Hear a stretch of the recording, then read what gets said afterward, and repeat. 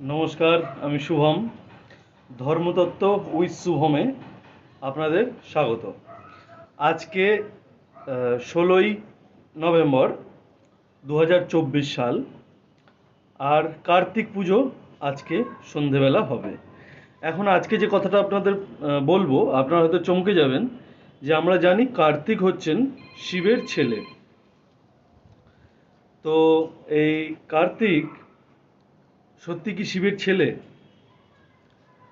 এই বিষয়ে কিন্তু যে পুরাণ মতে কার্তিক শিবের অংশজাত পুত্র, কিন্তু শিবের ঔরসজাত পুত্র নয়। এই কার্তিক কিন্তু অগ্নি এবং স্বাহা এই দুজনের ছেলে।